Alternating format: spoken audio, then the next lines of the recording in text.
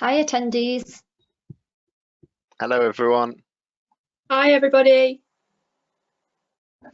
Welcome to the remote therapy webinar from NatSpec Techability. We'll just give everyone another minute just as people are still joining. Okay. Hopefully your sound is working okay. If it's not, there's an audio panel on the right hand side. We're starting with mics off today. But if you do have anything that you want to say, then please use the chat pane or the questions pane. And Phil McIntyre will be running that, and I'll be taking over at points. Okay. Right, yeah, we'll get started, and others can pick up as they join. Great, so welcome to NatSpec Techability's webinar today on remote therapy, hosted by myself and Phil McIntyre. And we're lucky enough today to have with us two panelists. So welcoming Kate Boot, Clinical Lead Specialist SLT at Phoenix Learning and Care. Hello, Kate. And also Martha Curry, Clinical Director at Mabel Therapy. Hi, Martha, and thank you both for joining us today. Great. So Techability, we're there to support NatSpec and Carton Network members. And if you have any particular issues that aren't covered by our webinars or our online resources, please get in touch, techability@natspec.org.uk. So where did today's webinar come from? It's come from our Survey Monkey that we put out to our members. And this was to find out what people were using and what people wanted support in. So when we were asking people which of the following applies to your college regarding therapy, we found that 44% were delivering live therapy sessions to learners, 33% were delivering recorded therapy sessions, but 50%, so half, wanted support in this area. So we thought we'd do something to bring this all together. So that's a good time to bring Martha in. So Martha, would you like to introduce yourself and talk through some of the guidance that's available? Yeah, of course. So hi, I'm Martha Curry. I am the founder and clinical director at Mabel Therapy. So Mabel Therapy has been going for about 4 years, and we've always delivered our therapy online through our custom software. So basically the history is that I am a speech and language therapist and my partner is a software developer, and some of the issues that were coming up while I was delivering speech therapy, we thought we could resolve using telepractice. So I found that when I was working in London, I was driving around a lot of the time from either school to college to different people's homes. So there was a lot of travel. There was a lot of coordination that was going on in terms of like connecting with parents and college and school and joining all of those things up. So we implemented telepractice or telehealth, as it's called by the RCSLT, to kind of get over some of those issues. Obviously now in the current climate, everybody has got to really know about telepractice and how to use it and what the best way to use it is. So I'm just glad I've got a bit of experience that I can share with you about how to get things set up, and hopefully it's useful. So I think the first important thing to kind of think about is who we are delivering the telepractice to. So the young people or the learners that we are delivering to are what I like to call tech natives. So they're very used to using technology like FaceTime, I don't know, maybe some apps like Snapchat or other kind of video-based technologies. They may sort of Skype their friends, etc. It's very kind of second nature to them, and most of them have had it in their life, all of their life. And the tricky thing for us is, like, we are what I call tech as an additional language. So we're still emergent users. We're not as proficient as the clients or the young people that we're working with, and we're often not as proficient as their parents. So we're trying to communicate with these digital natives through learning as quickly as we can, but it doesn't necessarily come as naturally to us, which is why we kind of don't maybe feel as confident. But we do have to adapt and learn in order to serve this population now in the COVID crisis, but also going forward, because I think telepractice is here to stay now. So I think the slides there are fairly self-explanatory, in that it's the remote delivery of health services via technology. It can reduce the impact of time and distance. We now have the capabilities to use it really effectively. So what that means is the internet speeds are fast enough that the majority of people have the technology in their homes in order to receive a good level of service. So, and that's why we can do it in a good way. Do I say, like, next slide? I feel like I've rambled probably over that. Okay, so these are just two terms that are useful to know that you might see around. So synchronous telehealth is what I've just been talking about. So real-time video chat between the therapist and the client. So there might be an opportunity there to share audio, video, data, images, activities, what you may have been using already through Zoom, Skype, and other software platforms. Asynchronous telehealth is sort of the other side of it, so the records side of things. So any record and store video. So I know this may not apply to this population, but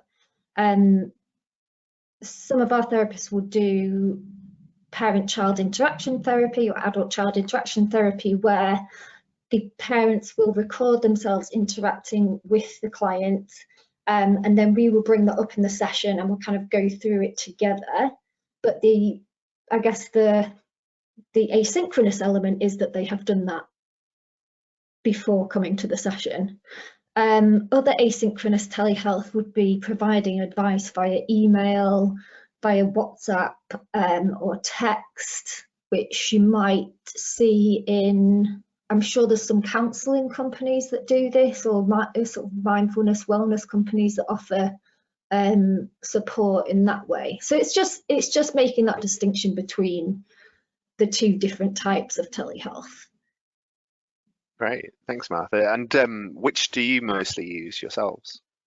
Definitely synchronous, because yeah, we do all of our sessions live online with the clients or their carers. So yeah. Saying that though, we are extending our offering for adult patients to asynchronous. So we'll be doing email and WhatsApp, and that's come because during this COVID-19 crisis, a lot of the adults that we're working with are finding it really hard to get the privacy that they feel that they need for a counselling session, and so they can do that via asynchronous messaging more easily. But that's something that we're still kind of trying out and working on to see whether it's going to be effective or not. But that's come directly from the clients requesting that. Yeah. Okay. Thank you. So Martha, I'm just going to interject, sorry, with a question that might be appropriate at this point. Yeah, go for it. Catherine Smalls asked, what sort of clients do you work with, please? Me personally, I I work with predominantly early years, so that will be age 4 weeks to about 4 years. But I also work with hearing impaired clients from 4 weeks right up to kind of 17, 18 years. Mabel therapy itself works across the board, so we say 0 to 25. So there are other specialists on the team that work with secondary students and college age students as well.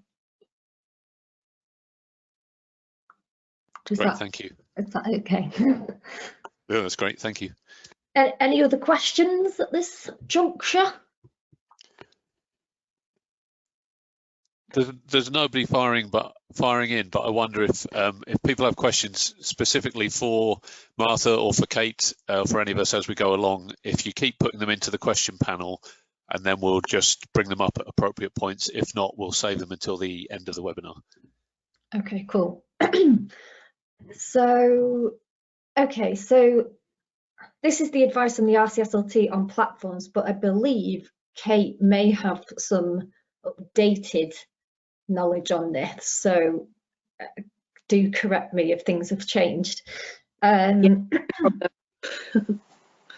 do you want to talk through this bit, because I don't want to give out information. Yeah, that's absolutely fine. So hi everyone.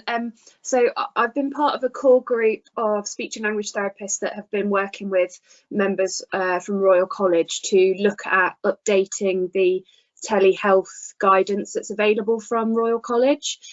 So all being well, the intended date for the guidance to be disseminated would be the 15th of May, week ending, sorry, so hopefully from the end of this week.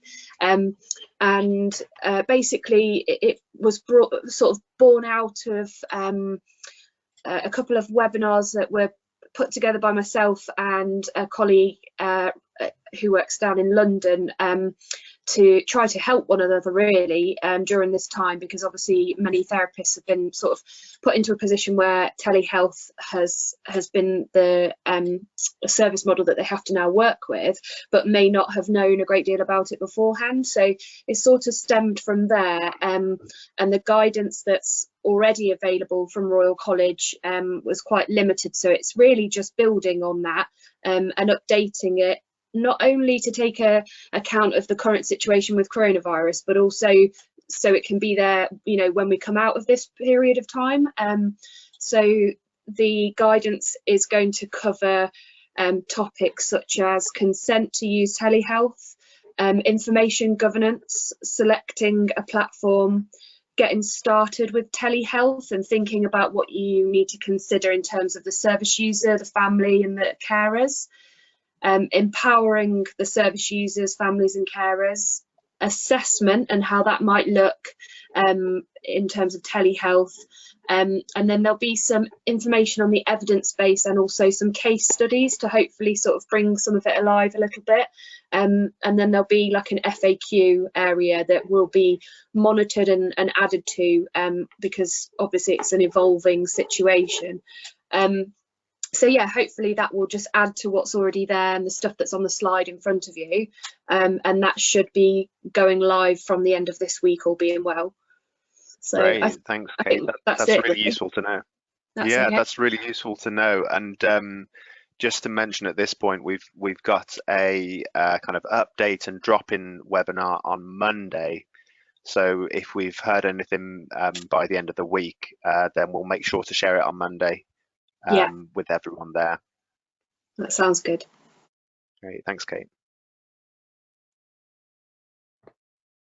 Oh, is it back to me? Yeah, so I'll so we've spoken a little bit about some of the platforms. Yeah, I think. Was there anything else you want to say on that? Well, I guess I feel like Zoom is sort of pulling ahead in the ratings with most therapists,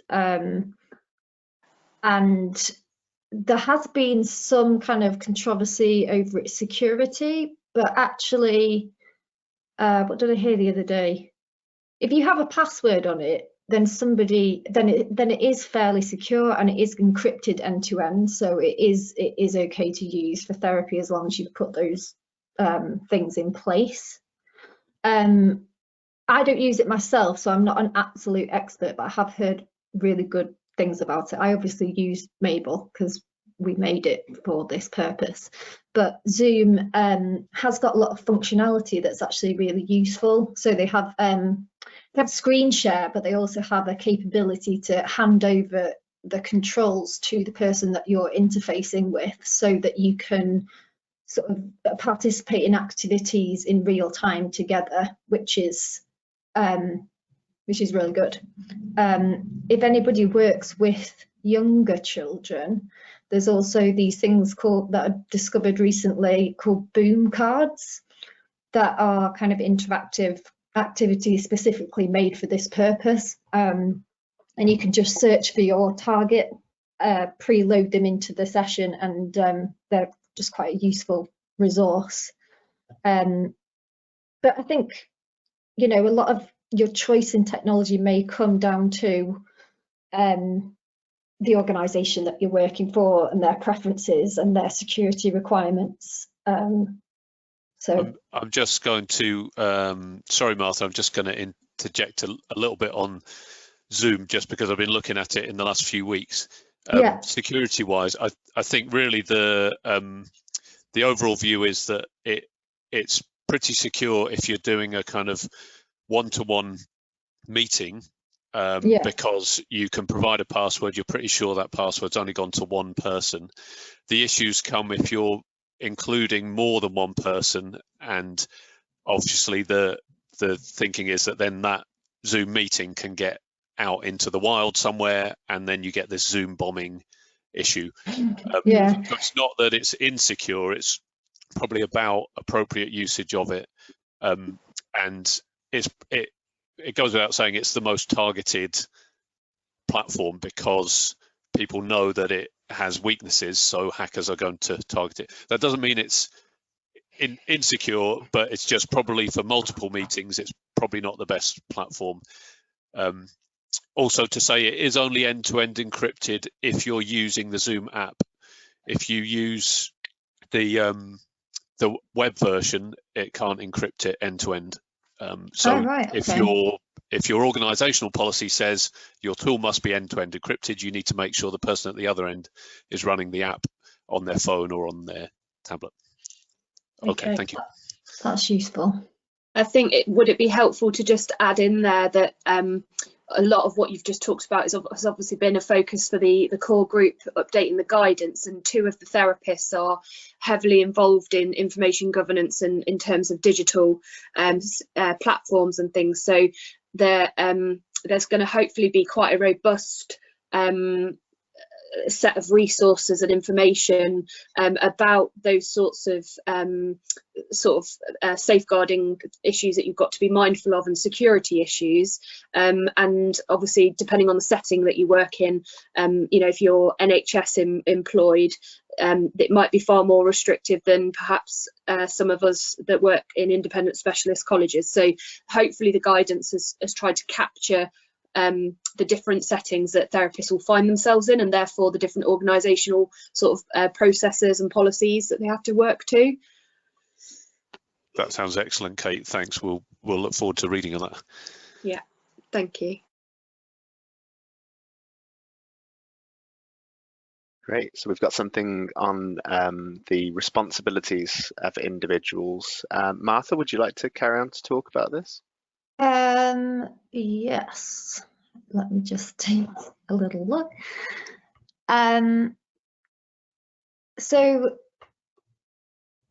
I suppose the most important thing to remember, in a very practical sense, that when you're working one-to-one with a client, that it should be treated in the same way as it would be if you were seeing them in person. So you would expect the environment to be private and confidential, with only agreed additional people there, so carers, for example.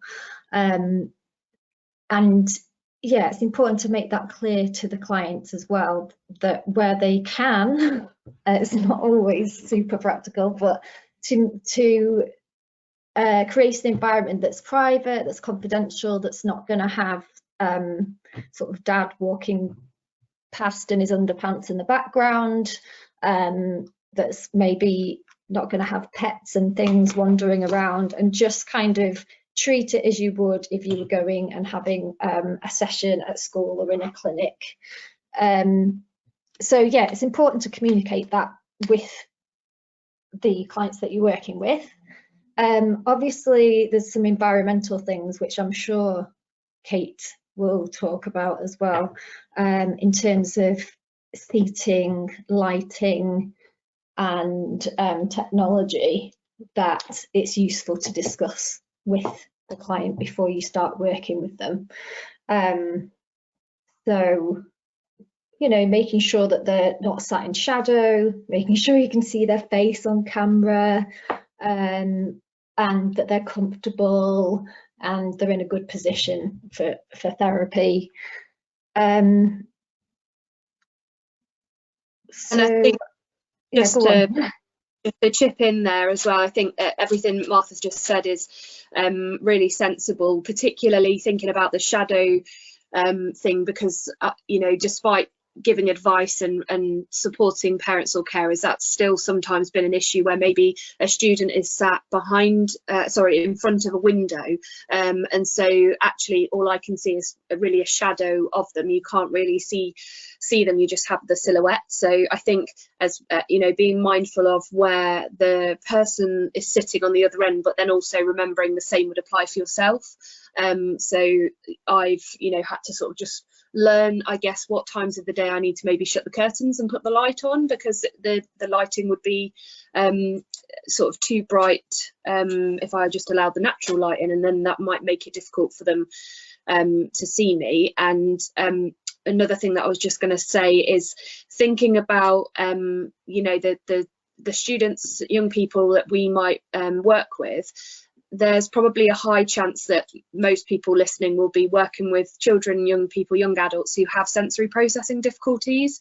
And so one of the things we did in our service, and I'm happy to share it with Neil to pass on, is just a little bit of a checklist really of things that people could do in the sort of hour or two before the session to try to help prepare their bodies for sitting at the laptop, sitting at an iPad, and having to try to attend to whatever it is I'm doing with them. So from a sensory processing point of view, there's some activities that they can do to prepare their body. So I think that's really important, that if there is any current recommendation from an OT or a sensory integration practitioner, that you take that into account in terms of their seating. You know, do they need to be on a yoga ball rather than on a chair? If they haven't got access to one of those, can you help them to get access to it? You know, so just sort of making sure that we still think about the things that we would be thinking about if it was face-to-face in your therapy space. So I think they're sort of the main things for me. Great, thanks, Kate. That's really useful. And yeah, if you want to email us anything through to share, then we'll make sure that that goes to the attendees today. And if you're happy for it, then we can also put it up on our website. Yeah, that's fine. I'll do that later for you. Yeah. Wonderful. Thanks, Kate. No problem. So yeah, just to mention at this point, these slides have been taken from the RCSLT website. The source is at the bottom right. So there's much that we haven't included on there in specific issues around technical specifications, professional ethical responsibilities. We've already talked about some of the issues around equipment and software. There's information on training, preparation, running a telehealth session, ending the session, and troubleshooting guidance as well. And yeah, I suppose for many people listening, it might be worth just bookmarking that for now and revisiting after this week when it's fully updated. Neil, I don't know whether it'd be useful, but I have devised a guide for schools which contains a lot of that information that Kate was talking about. So preparing pupils for sessions, optimal lighting, seating, technology, setup, that kind of thing. Just really practical, easy to read guidance. So if anybody wants a copy of that, I'm happy to send it on to you. That'd be fantastic. And I think this is another good useful thing for the update session on Monday that we can add additional resources for. So if anyone here today is interested in that, please register for the update webinar on Monday, and we'll make sure that we have whatever resources are sent through. Great. So we pre-sent some questions to Kate, so we could kind of elicit some useful responses. So Kate, Yeah. the first question we had is, could you share some examples of great results you've had from online therapy? Yeah, sure, of course. So I just go into this saying that I'm having a daily morning cuppa call with my team every morning at 8:45. So we use this morning's cuppa call to talk about some of these questions so that I could bring like our collective response to this webinar. So I'm not going to take all the credit, as 4 of us involved in this. So yeah, I think in terms of examples of results that we've had, there were 3 things that stood out to the 4 of us really. So there's one student that my colleague works with who has selective mutism, and they've been really engaged with the teaching staff and speech and language therapy in ways that he hasn't been before, and he's communicating more confidently. So, you know, yes, we could pick that apart and think about the things that he's missing out on by not having the face-to-face, but actually from a relational point of view and an attachment point of view, he's finding the medium, you know, of the technology a lot easier to engage with, and therefore to communicate with people that he needs to stay in touch with to maintain those relationships. So that's been really positive, because he's also been talking to more people who ordinarily he wouldn't speak to at all in the college environment. Oh, wow. And then the second thing that we wanted to share was that our assistant had shared that she had anticipated it being difficult to try to start to teach new concepts, but using different sort of PowerPoint animations and different activities and the colourful semantics approach, she's actually now seeing 2 separate students start to understand the concept of when and time concepts, and so that's been really successful, and the structure of the teletherapy session has really helped with them understanding a new concept, and being able to, very powerful. Yeah, definitely, and being able to use the remote control feature that Martha spoke about on Zoom, so they can actually be engaged and active in the session to enable the learning. Okay. And then sorry, just to butt in there with a question. Yeah. Colourful semantics, if people wanted to maybe do more with this or start using it more, how would they go about that? Well, I've got some PowerPoint templates that I could email you, so that could start them off. Wonderful. Well, if there's a demand, we can always run future webinars on things if they deserve their own category. Definitely. So, well, I mean, go on, sorry. Oh yeah, just to say, if people are interested today, let us know in the chat box if you'd like to know more about colourful semantics, and we can always share some information on that. Thanks, Kate. Yeah, definitely. Well, we found PowerPoint has been a really good tool to use for that particular approach, because you can add shapes and change the colours and add animations and sound, so it becomes really sort of motivating and fun to engage with. So yes, that was our second one, and then the third thing that came from me really, because I'm a sensory integration practitioner as well, so I've done quite a few parent coaching sort of video calls where we've focused in a lot more on the sensory side of things, and so it's really it's been fantastic to use that online therapy space to talk about sensory based strategies in the home environment for a student who would ordinarily be in our residential provision for more of the time than he is at home. and to have that, you know, positive feedback the following week when we do the next video call on what they've done and how it's worked. So that's been really powerful. So that was our sort of top 3 things for that question. Yeah, really good examples, Kate. Thanks. That's all right. And the next question, is there anything you did which went wrong? Yeah, there is. We picked 3 things again, but we probably could have found a few more. So in the very beginning, I think there was I guess you could say that we didn't forward think, but then equally we were talking about it this morning in our cuppa call, and actually we were reflecting on how this isn't our usual way of working. So we went into a time where we had a very steep learning curve, and so actually you probably can't think about every eventuality when it's very new to you. But one of the things that happened in the beginning was that our assistant was doing a session and the tech crashed, the internet went, and everything froze. And so the student on the other end ended up running upstairs crying, and we had to get in touch with them later on once we could rectify the technology issue. So I think reflecting on that, the pitfall was that we just hadn't thought about, okay, what do we do to support our students to understand when things go a little bit wrong? And so we rectified that by doing a social story that we then sent out before any teletherapy session, just to explain sometimes things go wrong, and if it does, this is what we will do.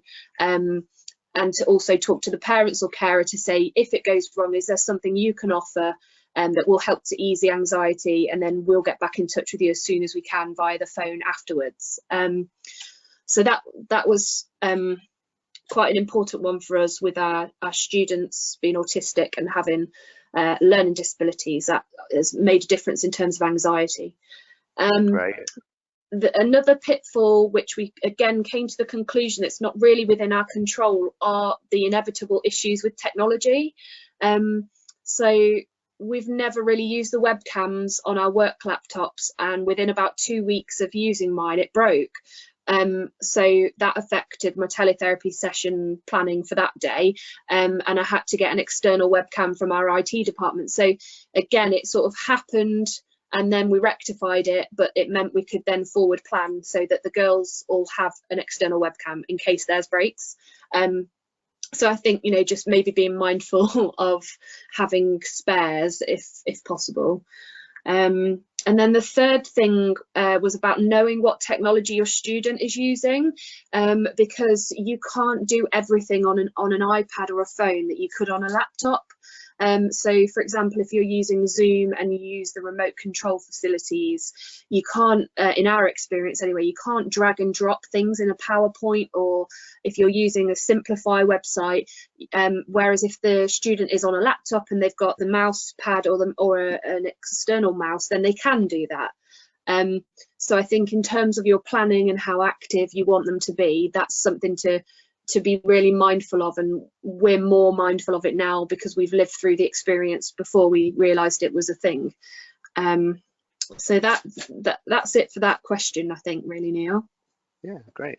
Also useful. I think I think some people have probably had similar experiences. I know I've had some fun with technology.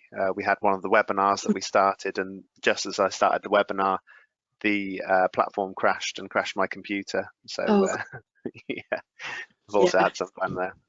Kate, I wonder if I could interject with a question at this point. Diana Mountains asked, back to your examples, have you used teletherapy with anyone who's using AAC? No. So what we've done, we've got about probably about 5 students who either have or are in the process of being assessed for a communication aid, and just purely because of the dynamics or the wishes of the family, we're not doing any direct work with the students, but what we have designed is a parent carer coaching program. So like, for example, this afternoon I'm having a video call with a team that are my colleagues who support 2 of our students who are going through the assessment process. So the focus has been on working with them as the communication partners and developing their confidence more so than directly doing any AAC specific teletherapy. But I am aware that there's a lot of resource coming, that are coming out. So Boardmaker have just shared on their Facebook page about some backgrounds that you can have that have symbols on that people can point to, more and finished. So I think it's definitely worth looking at some of those sort of obvious choices, Boardmaker, Widget, and the AAC different software providers, to see what they are producing at this time to help us. I think as well, there might be, with the thinking about AAC users being able to respond, whether that's through low-tech or high-tech AAC, and the limitations of that over this sort of platform. I'm imagining everybody's learning that as they go along. I know Communication Matters are running some online AAC groups for AAC users and things like that, but everybody's probably on a steep learning curve as to the limitations of the platform. But definitely, again, Diana, it might be something that we put together some advice if we can persuade some more people to come online and share their experience, whether it's from ACE or Communication Matters or people like that, once they've been doing it for a couple of months, and see what we can pull out of that. Yeah, that's a really good idea. And there are a few sort of little hacks and things that you can use in terms of modeling language. So for example, in the coaching call, what I've done is join the Zoom call twice, once on my iPad and once on my laptop, and so I can position my iPad on the stand so that I have the camera on, and then that's pointing down at the paper-based Prolo Quota Go core vocab page that I've got. So then I can sort of model by putting the spotlight on myself using the iPad to try to model what I'm talking about. But yeah, I think it would be great if there were other people that are doing more of the direct stuff that could do some sort of webinar. That would be really fantastic. Great. Okay. Yeah, I think we should probably move it along a little bit. We're coming up to about 40 minutes through the webinar at the moment. So Kate, is there anything else you'd like to add to those questions? No, I think in terms of the last one, we sort of had several things that have been advantageous, but I think the main thing for us, and this is very specific to our setting, I suppose, is that ordinarily we don't get to do that much work with parents and carers. It's a lot more through the teaching team, the care teams. So actually this has been really fantastic to be able to engage with parents and carers more than we usually would get the chance to, but also we've noticed it's enabled them to really understand more about the SLT role and how what we do or what we recommend can help their child. So I think, out of a global pandemic, there are positives, silver linings to certain things. So that's been very powerful for us as a team. So yeah, I'll leave it at that. Yeah, great. Thanks, Kate. Would it be all right if I had answered that question as well about the advantages? Well, yeah, we'd absolutely love that. Please do. Yeah, because obviously we saw the advantages a long time before the COVID-19 pandemic, and some of the kind of anecdotal things that have been really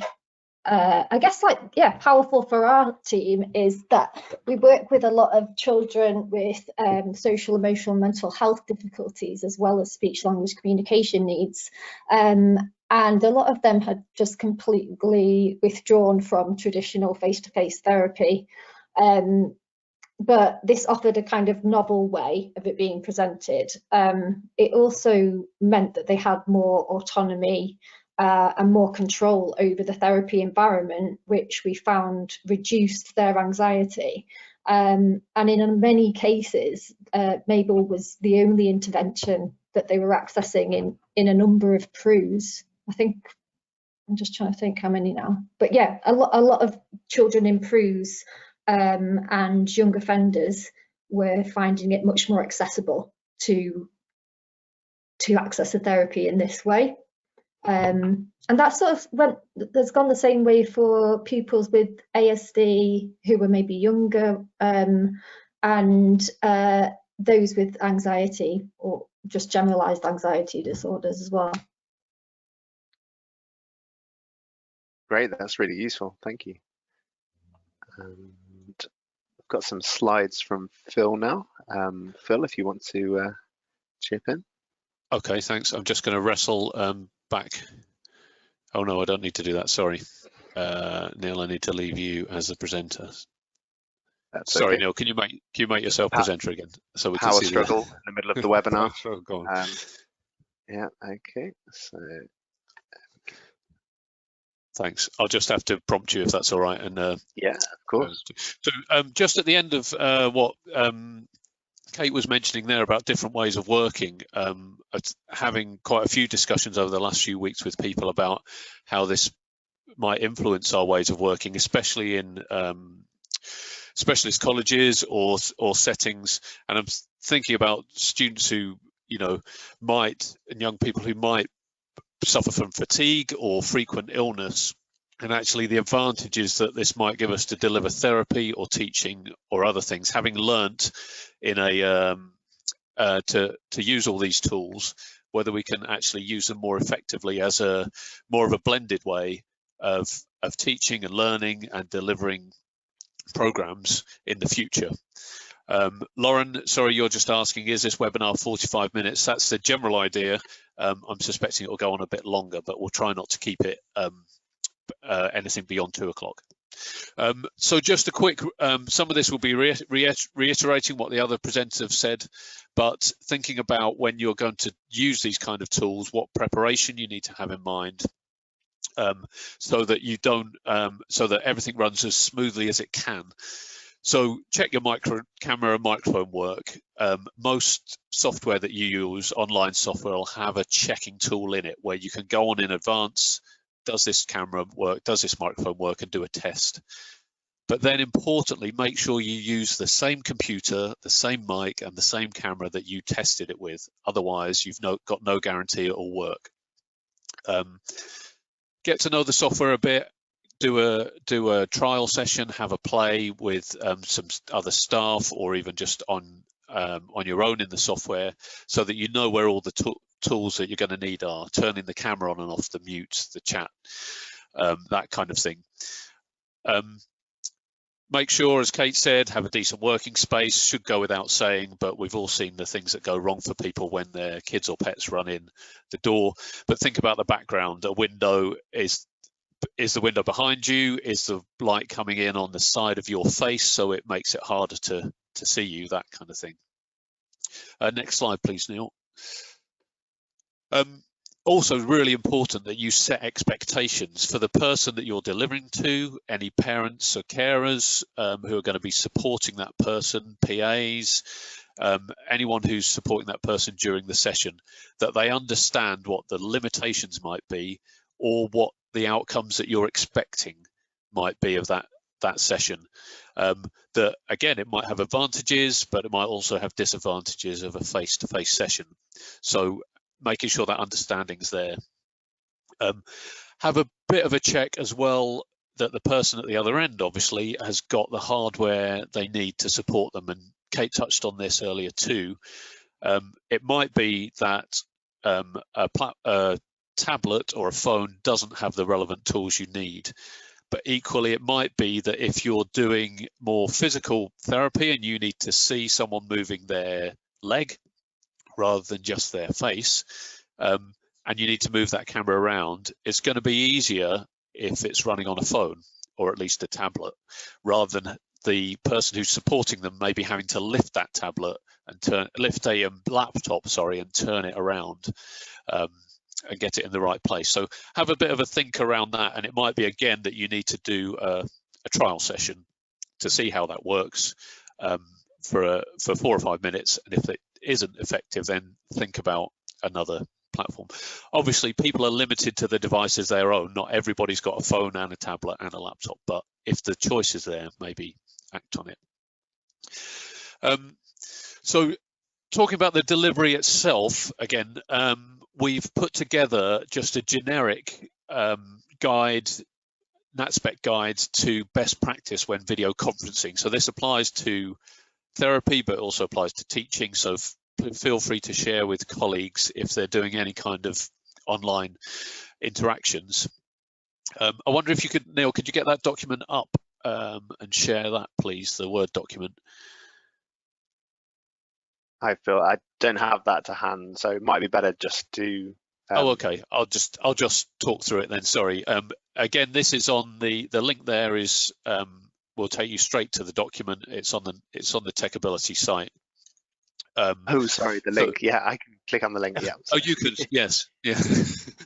I did email it through to you as well, but never mind.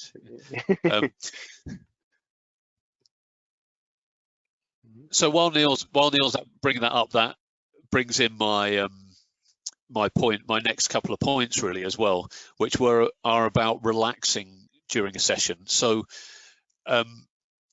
obviously it's different from a face-to-face interaction, and certain things should be treated differently. But in terms of the way that you interact with while you're on the platform, just try and relax a bit. In a face-to-face session, if something happened and you dropped something on the floor or something didn't work out, you just talk your way through it, and you would just make it work and tell the individual that you're working with what you were doing. Do the same on an online platform as well. Talk through what you're doing. Feel free to, be chatty, be responsive, that kind of thing. I think sometimes when technology is involved, people instantly get nervous and they tense up, and they expect it or want it to be running incredibly smoothly all the time. And life's not like that. So feel free to be chatting through, and especially if you're changing a setting or you're need to share a document, then talk through what you're doing at the time. Don't have that horrible radio silence whereby the person at the other end doesn't know what's happening. And there's just a video of you frantically scrabbling around looking at the screen.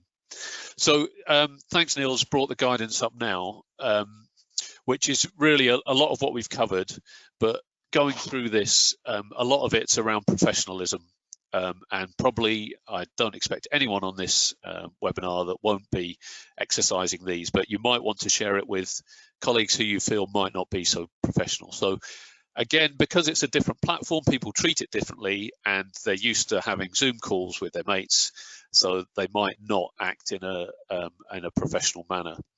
So make sure you're doing that kind of thing, making sure that everything, your technology is working and all of that. So this document just details that step by step, and it's there on the website to be able to share with colleagues, and feel free to share it as widely as you can. So if we could go back to the presentation now, Neil, thanks.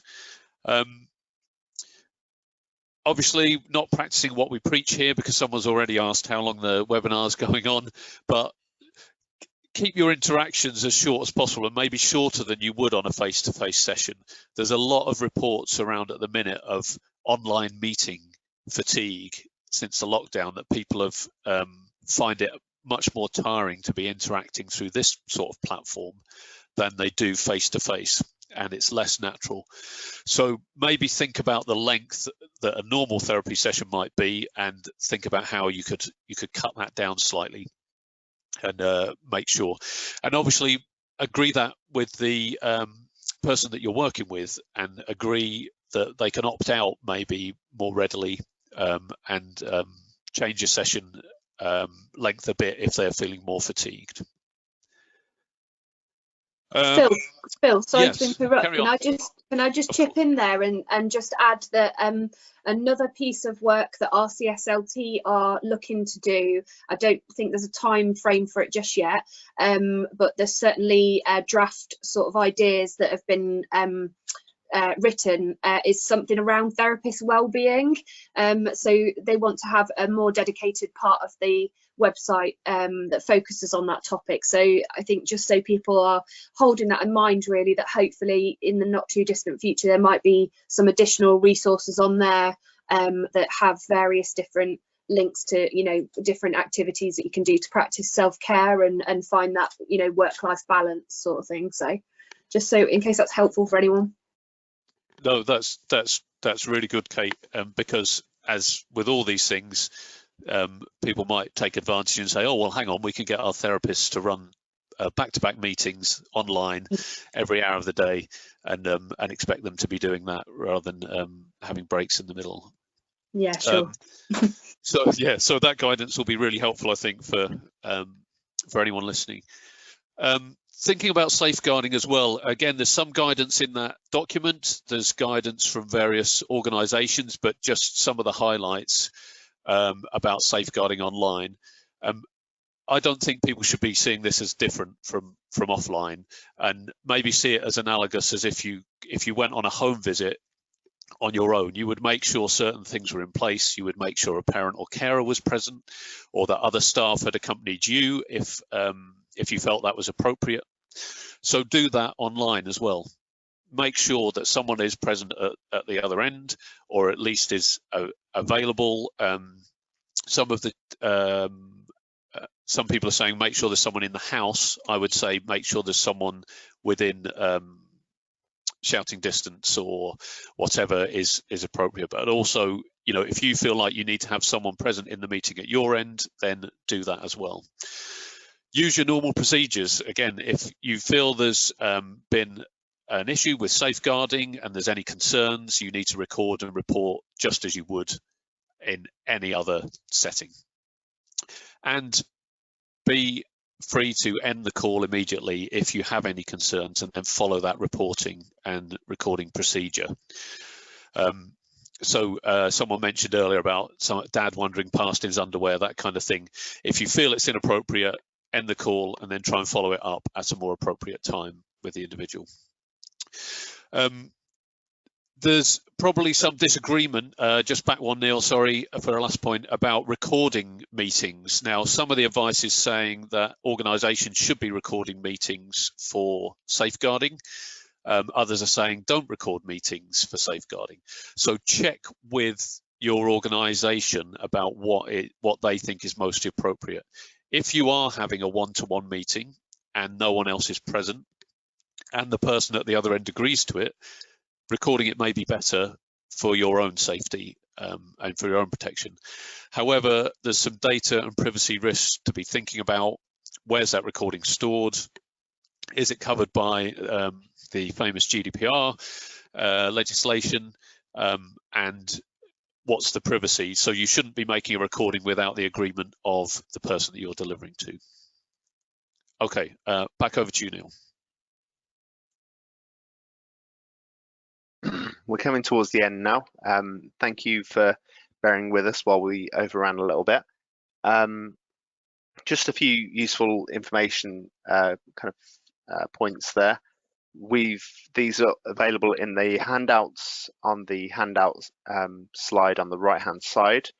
We'll also email this presentation out to everyone with a link to the recording once that's uploaded. We had a issue with the ebook webinar the other day where the computer crashed and then unfortunately didn't record the webinar. So I'll be re-recording that one as well. So just if you're waiting for that one, it will be coming through as well. So we've got some NHS guidance here. The ACE Centre have put together some further information. There's something specifically on data protection and coronavirus if you'd like to know more about that. There was a paper from NHS about an introduction to clinical consultations. The Health and Social Care Information Centre has a brief guide to Skype remote consultations, and finally a guide on making a Skype call. Just to mention that all the links that we have will be available from our Techability website. We've got an Aiding Learning from Home section now. That's available right from the front banner. If your college hasn't filled it out yet, if you're a specialist college or a Carton Centre, then please fill out our Survey Monkey. This is how we're finding out what support you need, and also it's our kind of starting point. So we can contact you once we have this information, because we'll know how to signpost and what to help you with. And Phil, did you want to say something about where we're up to with the task and finishing groups? I think we should skip that for now, Neil, because we've got a few questions and we are running tight on time. Sure. But if people can refer to those slides when we send them, if they download or we send them the presentation. So just as open questions here to both Kate and to Martha. Claire's asked, I'm a physiotherapist and trying to understand how to support students from a distance. What has your experience been guiding supporters to assist the individuals with physical input? Have you had to guide how to support a person to be repositioned or with any movements? What top tips would you provide when they're reliant on other people supporting them? I think, obviously, I haven't done any physio sessions, but I think it's just as you would in person, that parent or carer is often the primary facilitator, and will have to do these things when they get home, for example. So it is just using those coaching skills and talking through, you know, very specifically and you know, being calm about what you actually want them to do. I suppose I mean, from a physio point of view, it might be trickier to see what's going on, but I think Phil said that maybe you could either use an iPad or a phone, which is a bit more mobile. I think it's just being really clear with your directions for that parent about exactly what you want them to do. Great, that's really useful. Yeah, I think. Sorry, carry on, Kate. Sorry, I was just going to say that echo what Martha was saying, and just say that with the sensory integration side of my role, I've just joined in with as many people as I can to share practice during this time. And one of the forums that I've utilised is through an OT, Kath Smith, who runs ASI Wise, and they've actually set up a COVID-19 WhatsApp group, which has got various different AHPs in there, and people that aren't therapists, but work with people with sensory processing needs. And so that's been really useful because they've done webinars talking about how you can tweak assessment. And so I imagine in terms of the physio role, I guess you work so closely with OTs that it might be worth linking in with them or joining that WhatsApp group or their Facebook page, just to maybe be able to get information or ideas from other people about how they're augmenting what they do, because they're definitely still doing like the clinical ops, getting people to do you know, different movement based assessment activities. People are still doing that, so it is possible, so that might be something to look into. Okay, I'm going to move us on to another question from Amy. It says, I work with a lot of students with complex needs, physical disabilities, non-verbal AAC users.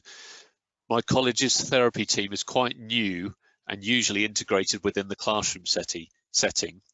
Any ideas what we can do therapy-wise with these sorts of students? So far, we've just done a few check-in video calls and sent home some communication resources. I think it would depend. Sorry, I'm not sure whether, is everyone a therapist that's in the webinar, or is it teachers as well? Well, we don't know. We don't know for sure, okay. But generally, I think they're therapists or people supporting learners with complex needs. Right, because I mean, I guess I'd give different advice to those two groups. That's the only reason why I'm asking. I think, you know, as a therapist, you would again do as you would if they were in school. Make sure they have up-to-date assessments, and deliver the therapy if you have the staff, deliver those sessions one-to-one or in small groups online. Is that? Yeah.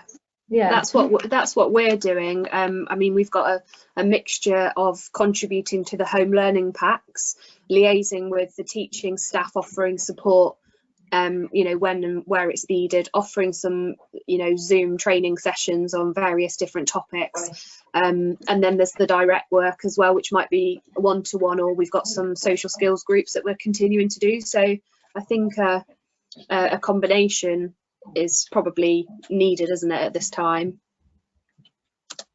Great. This might be a good time actually for me to just mention that Kate has put together another webinar that she's been kind enough to share with us, and this is more around preparation of resources. Yeah, so that's right. I'm just gonna show people where that is on our website. And maybe Kate, you can just say a few words about who this would be useful for and why. Yeah, sure. So I mean, this morphed into something way more than what I expected it to be. So it was just a webinar to share what I'd learned so far in the 2 or 3 weeks, sort of at the start of this lockdown period.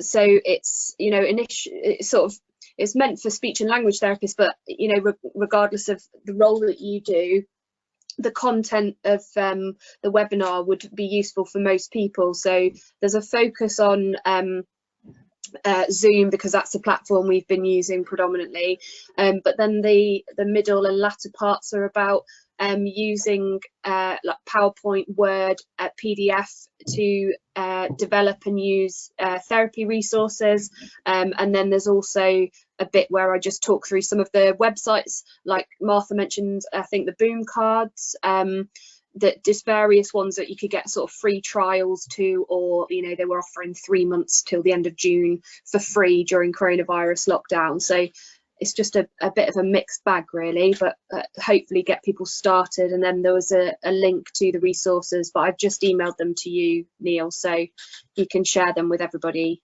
anyway. Yeah, that's great. Thanks very much. So we're hoping that between this webinar today, Kate's webinar that she's kindly let us upload on the Techability YouTube channel, and hopefully the update webinar on Monday, we should start to be able to come together and kind of share resources and get a better picture of how to deliver all of this. Are there any more questions, Phil, or are we coming to a good point to finish? No, there's nothing outstanding, so now's your chance if you're still online and you want to fire in another question, but if not, we should probably bring it to a close now. Okay, that sounds good. Well, just to finish by saying thank you so much to Kate and Martha for giving up their time at what's a very busy time for both of them, and thank you all for attending today, and I hope you found it very useful.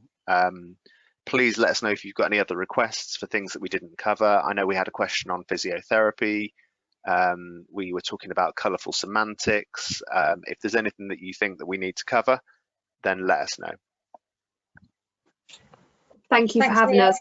Yeah, thanks for having us, Neil. Oh, it's been a pleasure. It's been really interesting. Thank you so much.